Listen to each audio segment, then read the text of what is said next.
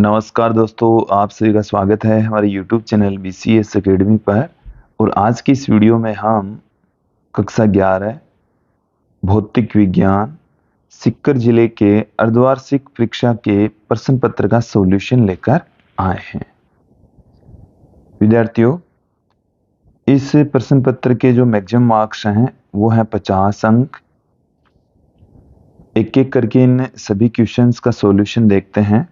सर्वप्रथम देखेंगे सही विकल्प का उत्तर दीजिए कि प्रकृति में प्रबलतम बल है। प्रकृति का जो सबसे पावरफुल बल है, स्ट्रॉन्गेस्ट फंडामेंटल फोर्स है, वो है प्रबल नाभिकीय बल। इसके पश्चात नेक्स्ट जो क्वेश्चन है वो है कि द्रव्यमान ऊर्जा संबंध तुल्यता है। तो देखिए अल्बर्ट आइंस्टीन के द्वारा दिया गया था E बराबर mc square, E equal to mc square. Next question देखें, संवेग का विमीय सूत्र है। संवेग का विमीय सूत्र, संवेग का फॉर्मूला होता है P बराबर m इंटू वी। तो देखिए इसका विमीय सूत्र क्या हो जाएगा, P की वीमा। V की वीमा वही होगी जो m इंटू वी की वीमा होगी। तो m1 L1 T माइनस 1 इसकी वीमा हो जाएगी। तो m1 T1 L1 M1 L1 T minus 1 इसकी वीमा हो जाएगी। बर्नौली प्रमेय किस पर आधारित है? तो ऊर्जा संरक्षण पर आधारित है, एनर्जी कंजर्वेशन पर आधारित है। नेक्स्ट क्वेश्चन देखिए कि 1 जूल में कितने अर्घ होते हैं? तो 1 जूल में 10 की घात 7 अर्घ होते हैं। फिर इस संख्या में सार्थक अंकों की संख्या कितनी है? तो देखिए इसमें सभी जो अंक हैं वो सार्थक अंक हैं। इसमें सार्थक अंकों की संख्या 5 होगी। फिर प्रत्यास्थता की सीमा में प्रतिबल उत्पन्न विकृति के, ये गलत है, समानुपाती होता है। समानुपाती होता है। ओके। फिर है एक फर्मी। एक फर्मी कितने एंगस्ट्रॉम के बराबर होती है? देखिए एक फर्मी बराबर होता है 10 की घात माइनस 15 मीटर। अब मैं आपको बता दूं कि यहाँ पर 10 की घात माइनस 5 इंटू 10 की घात माइनस 10 मीटर। तो 10 की घात माइनस 10 मीटर को हम 1 एंगस्ट्रॉम पुट कर देंगे, तो 10 की घात माइनस 5 एंगस्ट्रॉम के इक्वल होती है। ठीक है। नेक्स्ट जो क्वेश्चन है वो देखिए क्या है, ध्यान देंगे कि ध्रुवों का सत्य और असत्य कथन को पहचानिए। ध्रुवों का ताप बढ़ने पर पृष्ठ तनाव बढ़ता है, ये गलत स्टेटमेंट है, क्योंकि तापमान बढ़ने पर पृष्ठ तनाव घटता है। नेक्स्ट क्वेश्चन देखिए, चकती का द्रव्यमान केंद्र उसका ज्यामितीय केंद्र ही होता है, ये सही स्टेटमेंट है। दूरी से विस्थापन सदैव कम होता है, ये कोई जरूरी नहीं है, ये गलत स्टेटमेंट है, क्योंकि कई स्थितियां ऐसी भी हो सकती है कि जब दूरी और विस्थापन दोनों एक दूसरे के बराबर हो। अभिकेंद्रीय बल के अधीन किया गया कार्य हमेशा शून्य होता है, ये सही स्टेटमेंट है। एक व्यक्ति उत्तर दिशा की ओर 3 किलोमीटर चलकर फिर दक्षिण दिशा में 4 किलोमीटर चलता है, तो उसके विस्थापन का मान, पहले देखिए उत्तर दिशा में चल रहा है 3 किलोमीटर, फिर दक्षिण दिशा में चल रहा है 4 किलोमीटर। तो जो उसका विस्थापन है पहले ऐसे है, यहां से उत्तर दिशा में चला 3 किलोमीटर, फिर यहां से 4 किलोमीटर वापस आया, तो यहां पहुंच गया। यहाँ पहुंच गया तो ये प्रारंभिक स्थिति से 1 किलोमीटर की दूरी में रहेगा। इसका जो विस्थापन है वो 1 किलोमीटर दक्षिण दिशा में, 1 किलोमीटर दक्षिण में होता है। क्लियर? देखिए नेक्स्ट क्वेश्चन देखिए कि आवेगी बल किसे कहते हैं? तो देखिए आवेगी बल वे बल होते हैं जो वस्तु के ऊपर अल्प समय के लिए लगते हैं लेकिन संवेग में अत्यधिक परिवर्तन कर देते हैं। तो देखिए आवेगी बल की डेफिनेशन क्या है कि वे बल जो वस्तु पर वस्तु पर अल्प समय के लिए लगते हैं,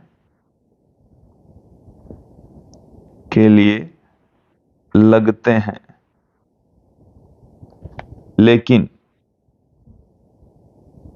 संवेग में अत्यधिक परिवर्तन कर देते हैं। अत्यधिक परिवर्तन कर देते हैं, आवेगी बल कहलाते हैं। क्लियर? फिर देखिए घर्षण कितने प्रकार का होता है, नाम लिखिए। तो विद्यार्थियों घर्षण दो प्रकार के होते हैं, स्थैतिक घर्षण और गतिक घर्षण। स्थैतिक घर्षण और दूसरा जो प्रकार है वो है गतिक घर्षण। नेक्स्ट क्वेश्चन की ओर बढ़ते हैं। नेक्स्ट क्वेश्चन देखिए कि शक्ति का मात्रक एवं विमा लिखिए।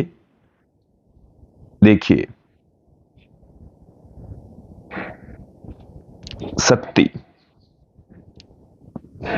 शक्ति हम P से पुट करते हैं। शक्ति P बराबर होता है कार्य बट्टे में समय।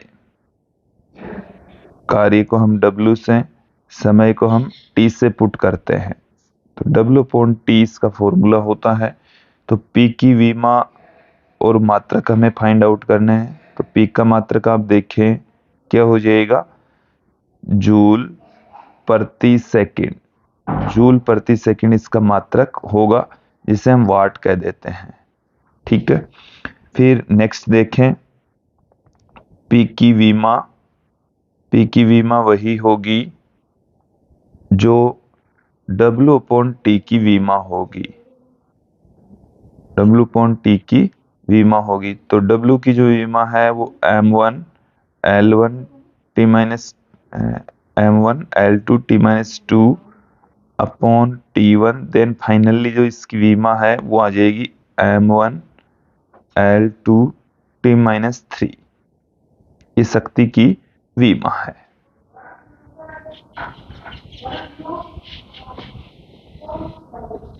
नेक्स्ट क्वेश्चन देखिए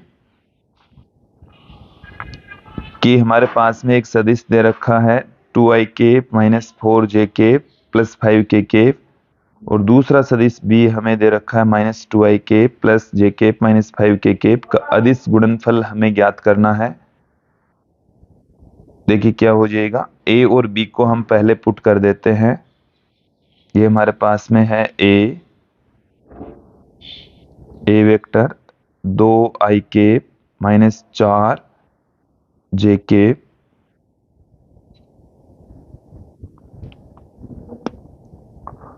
प्लस 5k, और b वेक्टर इक्वल टू हमें देखिए क्या क्या दे रखा है, माइनस में 2i plus j minus 5k। यहां पर हमें इस क्वेश्चन में पूछा है इनका dot product a vector dot b vector.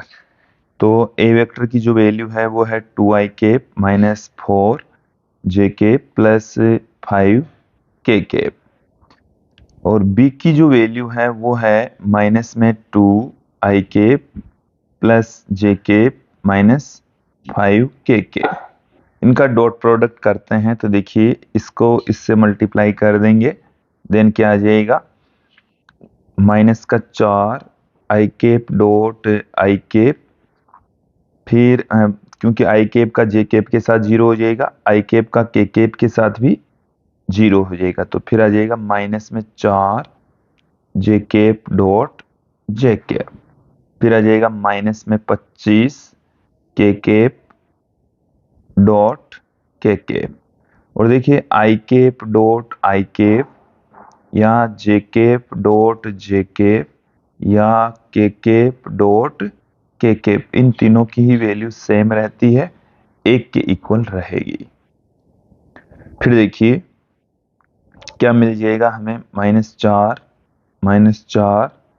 Minus का 25, तो माइनस का 33 इसका आंसर आ जाएगा।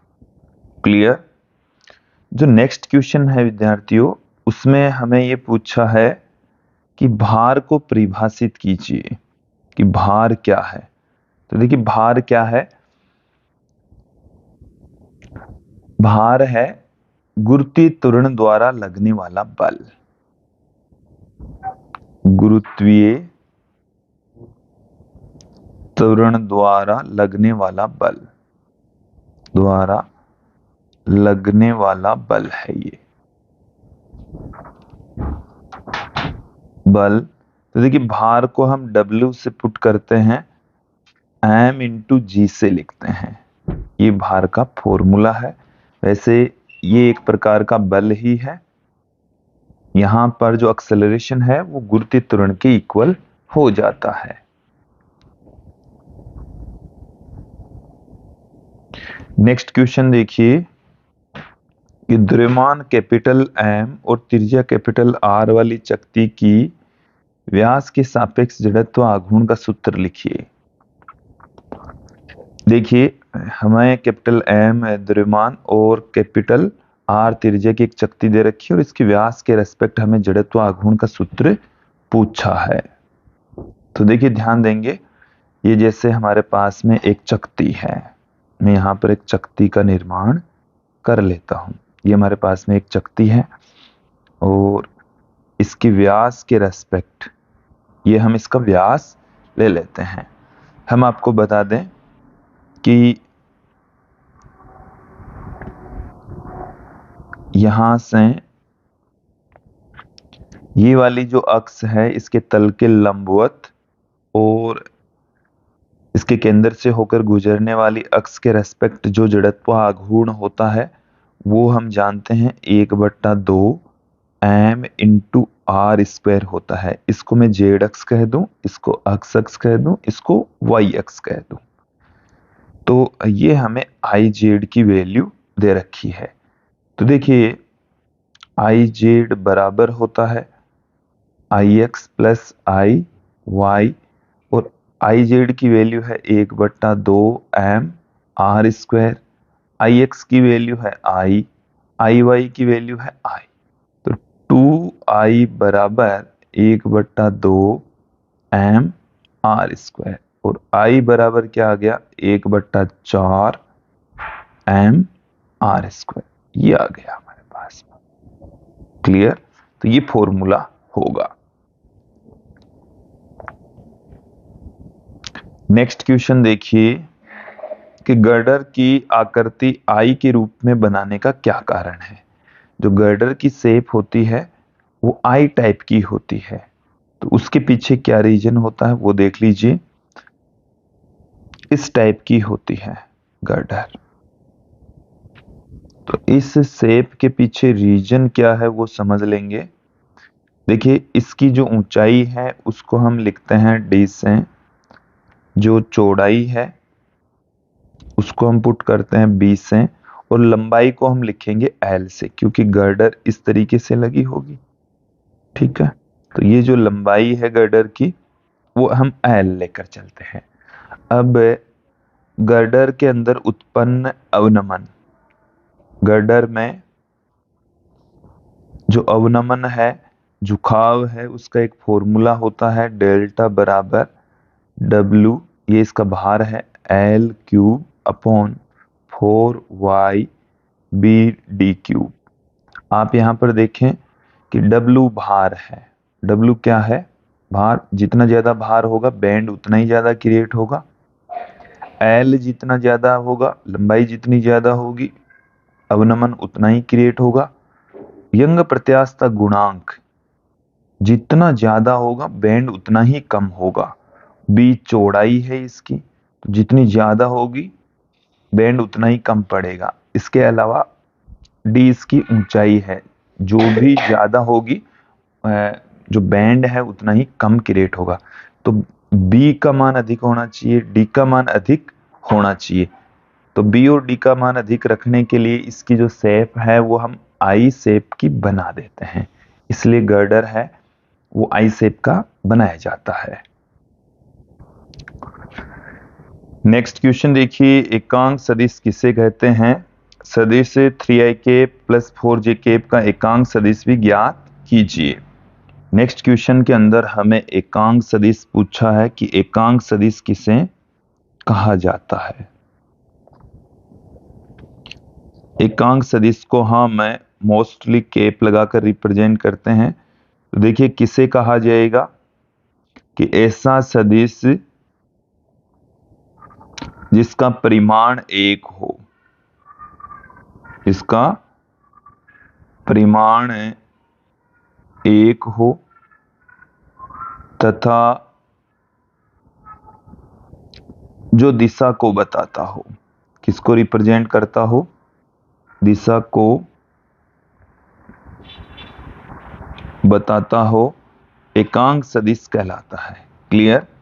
एकांक सदिश को हम इस तरीके से भी परिभाषित कर सकते हैं, सदिश बट्टे में सदिश का परिमाण।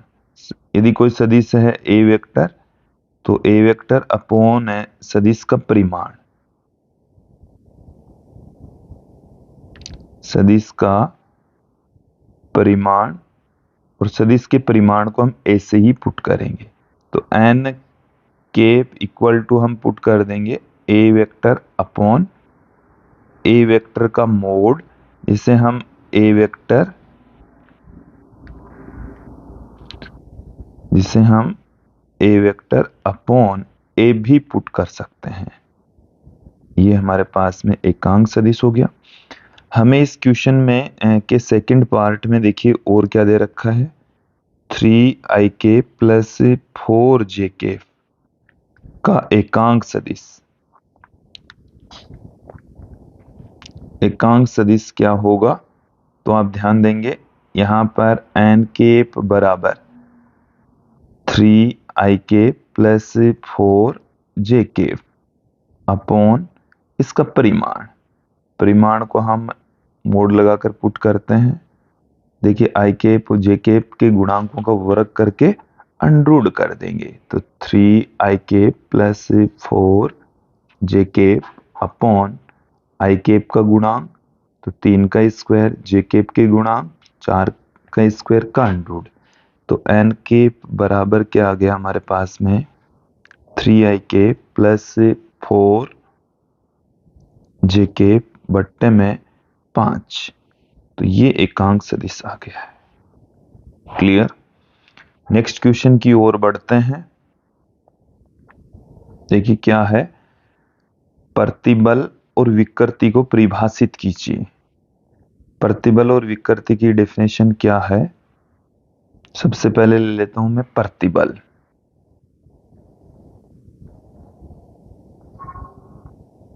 प्रतिबल इसे स्ट्रेस कहते हैं कि किसी वस्तु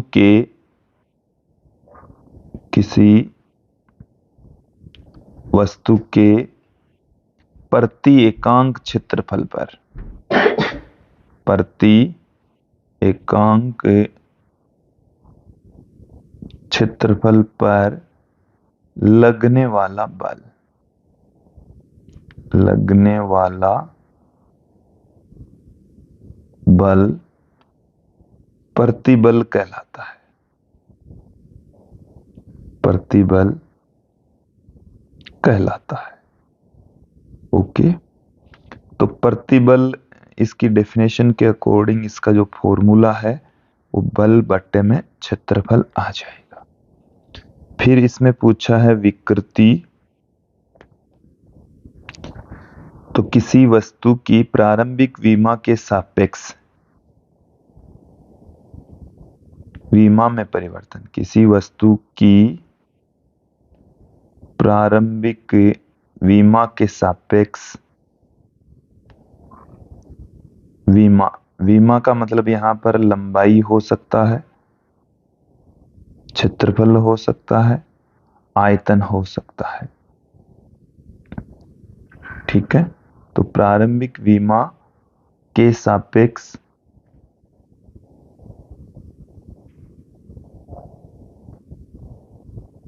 उसमें परिवर्तन विकृति कहलाती है, विकृति कहलाती है। क्लियर। देखिए विकृति को हम किस तरीके से पुट कर सकते हैं कि जैसे लंबाई में परिवर्तन, लंबाई में परिवर्तन बट्टे में प्रारंभिक लंबाई, बट्टे में प्रारंभिक लंबाई, लंबाई में परिवर्तन तथा प्रारंभिक लंबाई के जो अनुपात हैं उसको हम विकृति कहते हैं। नेक्स्ट क्वेश्चन की ओर बढ़ते हैं।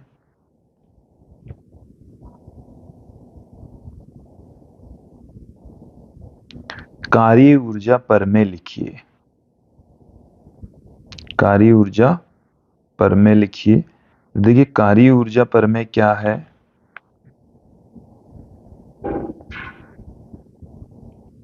कार्य ऊर्जा परमेय कि किसी वस्तु पर किया गया कार्य उसकी गतिज ऊर्जा में परिवर्तन के इक्वल होता है। किसी वस्तु पर किया गया कार्य, किया गया कार्य उसकी गतिज ऊर्जा में परिवर्तन के इक्वल होता है। गतिज ऊर्जा में परिवर्तन के इक्वल होता है, परिवर्तन के तुल्य होता है। तो यहां से इसको हम क्या पुट कर सकते हैं, जो कार्य है वो गतिज ऊर्जा में परिवर्तन के इक्वल होगा। गतिज ऊर्जा में परिवर्तन को अंतिम गतिज ऊर्जा माइनस से प्रारंभिक गतिज ऊर्जा, इसे हम 1/2 m v square minus 1/2 m u square भी पुट कर सकते हैं। इस तरीके से इसको लिख सकते हैं। नेक्स्ट क्वेश्चन की ओर बढ़ते हैं।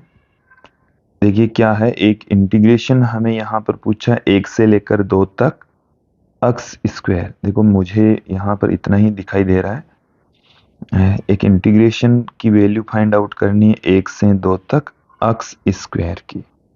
तो देखिए एक्स स्क्वायर का जो इंटीग्रेशन होता है वो हमारे पास में फॉर्मूला एक्स की घात n का, तो एक्स की घात n+1 बट्टे में n+1 प्लस सी होता है।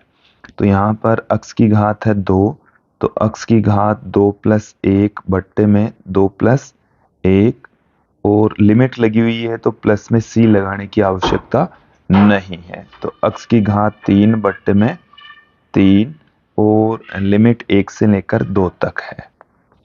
तो 2 की घात 3 बट्टे में 3 माइनस 1 की घात 3 बट्टे में 3, तो यहाँ पर 8 बट्टे में 3 माइनस 1 बट्टे में 3, तो यह आ जाएगा 7 बट्टे में 3 इसका आंसर।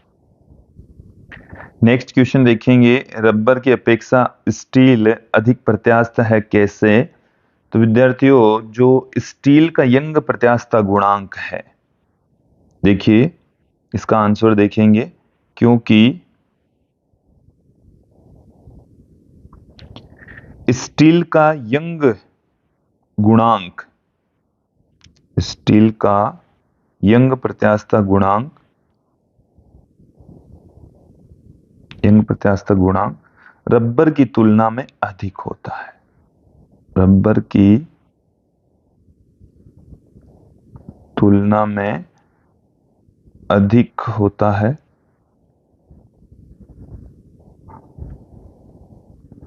रबर की तुलना में अधिक होता है। इस कारण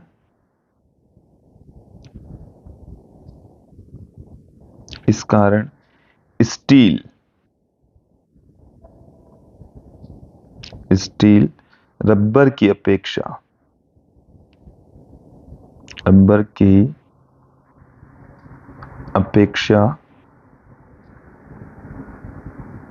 अधिक प्रत्यास्थ होता है,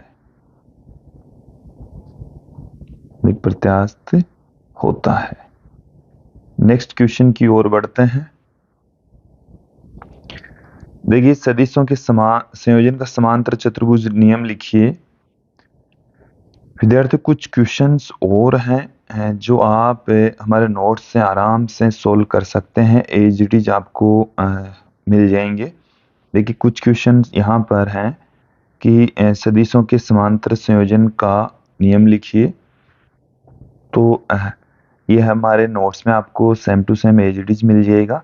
नेक्स्ट क्वेश्चन देखें, ग्राफीय विधि से गति के प्रथम और द्वितीय समीकरण को व्युत्पन्न कीजिए। ये काफी इंपॉर्टेंट क्वेश्चन है, लगभग हर पेपर में देख रहे हैं इसको।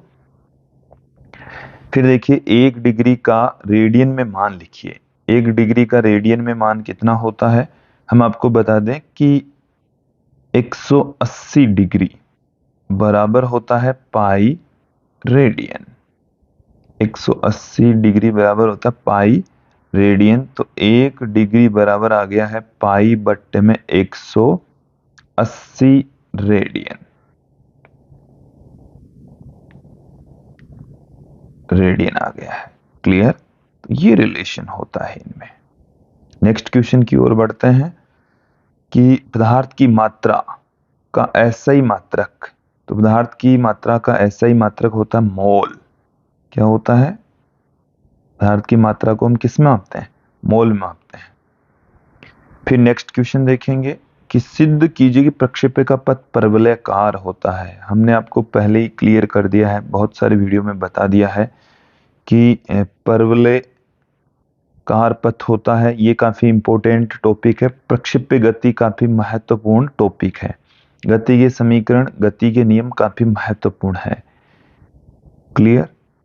तो देखिए अगला एक क्वेश्चन देखेंगे यहाँ पर, समतल वृत्ताकार सड़क पर वाहन की अधिकतम सुरक्षित चाल का सूत्र व्युत्पन्न कीजिए। मैक्सिमम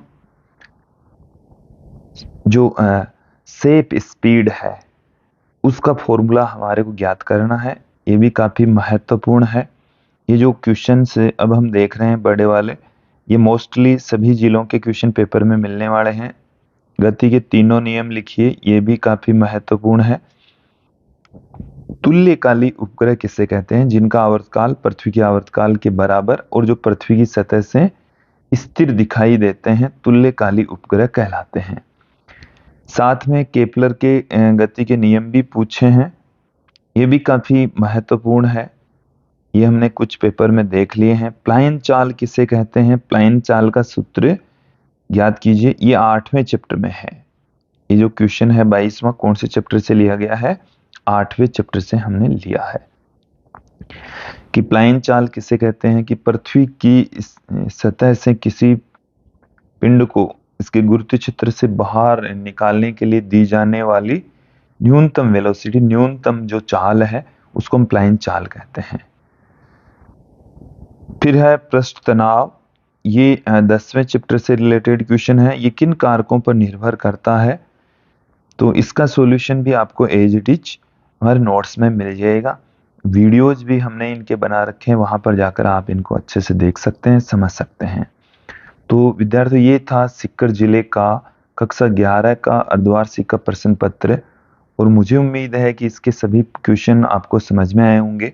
अदर डिस्ट्रिक्ट के जो स्टूडेंट्स हैं उनको भी इस प्रश्न पत्र से काफी लाभ मिलने वाला है। इसमें से 50% क्वेश्चन आपको मिलने वाले हैं विद्यार्थियों।